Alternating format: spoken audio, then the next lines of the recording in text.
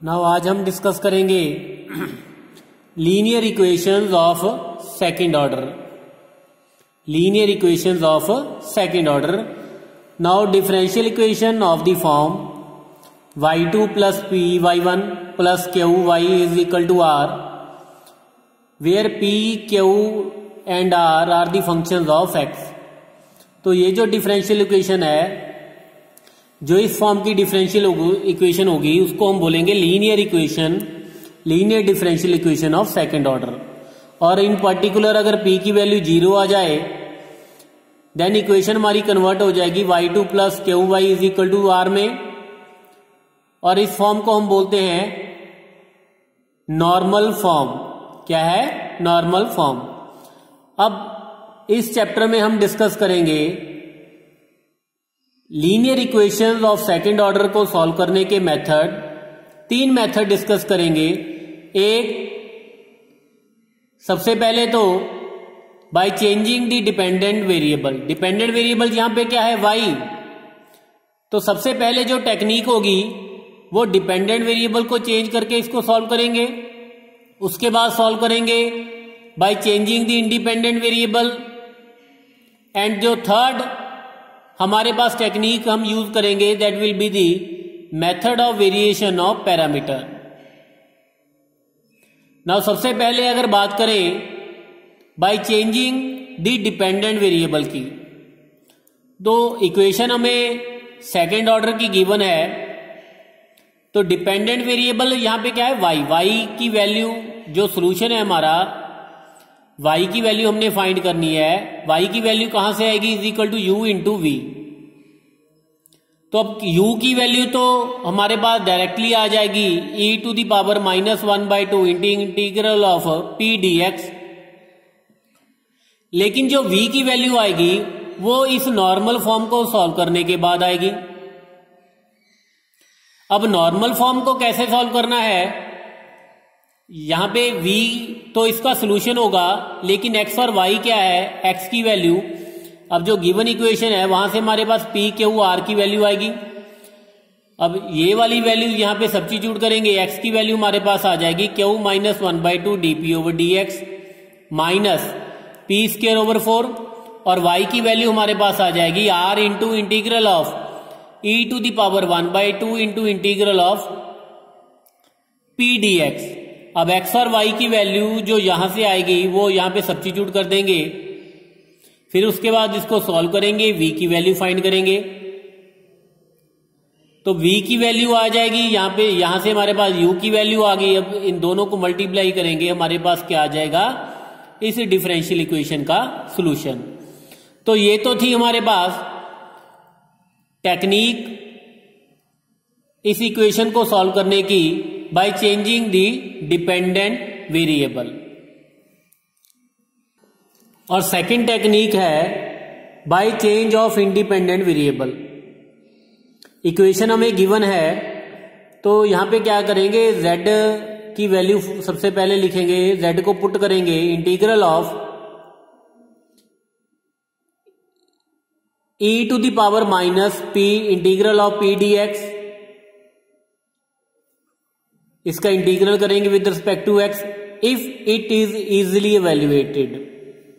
अगर तो आप इस इंटीग्रल को सॉल्व कर लेते हो तो ठीक है, तो z की वैल्यू ये वाली सब्स्टिट्यूट कर देंगे। लेकिन अगर ये इंटीग्रल इवेल्युएट नहीं हो रहा देन फिर ये वाला रूल लगाएंगे। फिर हम z की वैल्यू क्या करेंगे?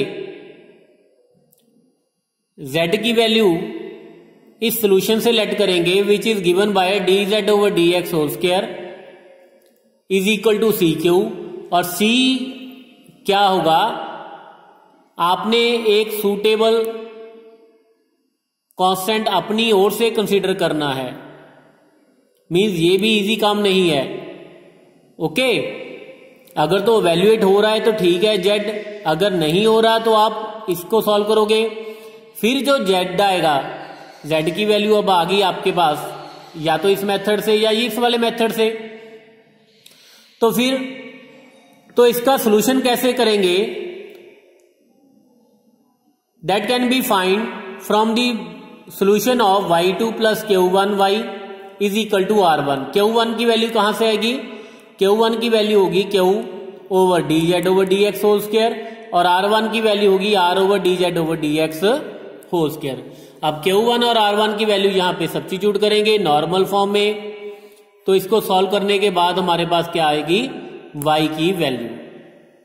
ओके, तो ये तो थी हमारे पास second technique change of independent variable की। अब थर्ड हमारे पास है variation of parameter. Now next हमारे पास मेथड है वेरिएशन ऑफ पैरामीटर्स। इक्वेशन हमें गिवन है, यहां पे p और q क्या होंगे? कांस्टेंट्स, और r x का फंक्शन हो सकता है। तो सबसे पहले तो क्या करेंगे, इसके होमोजीनियस पार्ट को सॉल्व करेंगे, क्योंकि p और q यहां पे क्या है? कांस्टेंट्स हैं। तो जैसा कि हमने होमोजीनियस इक्वेशन में किया था विद कांस्टेंट कोएफिशिएंट, सबसे पहले इसको सॉल्व करेंगे, इसके दो सॉल्यूशन फाइंड करेंगे। होमोजीनियस पार्ट के दो सॉल्यूशन हमने लेट कर लिए u एंड v। वो कैसे आएंगे? d की वैल्यूज फाइंड करके, ठीक है, जो हम कॉम्प्लीमेंट्री फंक्शन लिखते थे ना, y is equal to c1 e to the power, जो भी आप अगर तो डिस्टिंक्ट रियल रूट आगे e to the power m1x plus c2 e to the power m2x, for example. यहां पे कॉस भी आ सकता है, लेकिन मैं कंसिडर कर रहा हूं अगर m1 और m2 अगर दो रूट्स हैं रियल डिफरेंट, तो e to the power m1x और e to the power m2x, अगर आपके पास दो सॉल्यूशन आ गए इसके, तो u और b, एक होगा u एक होगा v। तो उसके बाद हमने लेट करना है, let y is equal to a into U plus b into v। ठीक है, उसके बाद क्या करेंगे? y1 फाइंड करेंगे, और y1 फाइंड करने के बाद choose a and b so that u into D A over D X plus v into D B over D X is equal to 0। So एक तो इक्वेशन हमारे पास ये वाली गिवन है, दूसरी यहां पे ये वाला आ गया, थर्ड हमारे पास ये, इस इक्वेशन को लेट कर लेंगे। अब y1 को फिर से डिफरेंशिएट करेंगे, इसकी वैल्यू 0 यहां पे सब्स्टिट्यूट कर देंगे y में। यहां पे a और b हमारे पास क्या है? Functions of x। तो यहां पे a इंटू यू पे भी प्रोडक्ट रूल लगाएंगे, a into u1 plus u into a dash plus b into v1 plus b dash into v, और ये वाला हो गया u into a dash plus v into b dash. इसको value 0 substitute करने के बाद y1 की वैल्यू हमारे पास आ गई a into u1 plus b into v1। फिर यहां से y2 की वैल्यू फाइंड करेंगे। अब y1 और y2 की वैल्यू यहां पे सब्स्टिट्यूट कर देंगे, कंपेयर करेंगे। अब a और b की वैल्यू, यहां से हमारे पास वैल्यू आ जाएगी dA ओवर dx और dB ओवर dx की। तो dA ओवर dx की वैल्यू हमारे पास आ जाएगी r into v du over dx minus u into dv over dx, और dB ओवर dx की वैल्यू आ जाएगी r into u over u into dV over dx minus v into du over dx। अब इन दोनों को integrate करेंगे, a और b की value आ जाएगी। अब a और b की वैल्यू यहां पे सब्स्टिट्यूट कर देंगे, तो हमारे पास क्या आ जाएगा? कंप्लीट सॉल्यूशन आ जाएगा। u तो हमें पता ही है, v भी पता है, a कैपिटल A और कैपिटल B की वैल्यू यहां से इंटीग्रेट करेंगे, इंटीग्रेट करने के बाद आ जाएंगी। तो a और b की वैल्यू सब्स्टिट्यूट कर देंगे, तो यहां से हमारे पास क्या आ जाएगा? डायरेक्ट कंप्लीट सॉल्यूशन आ जाएगा इस डिफरेंशियल इक्वेशन का। तो ये तो हमने तीन मेथड डिस्कस किए, by changing dependent variable, by changing independent variable, फिर उसके बाद वेरिएशन ऑफ पैरामीटर। तो एक और भी मेथड हो सकता है, एक और मेथड भी करेंगे रिडक्शन ऑर्डर का, लेकिन ये तीन ज्यादा इंपॉर्टेंट्स हैं।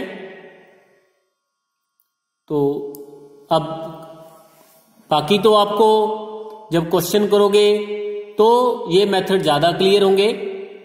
ओके, तो नेक्स्ट लेक्चर में हम 1 बाय 1 इसके क्वेश्चन सॉल्व करेंगे। पहले फर्स्ट टेक्निक के एक लेक्चर में, फिर सेकंड टेक्निक के, फिर थर्ड टेक्निक के।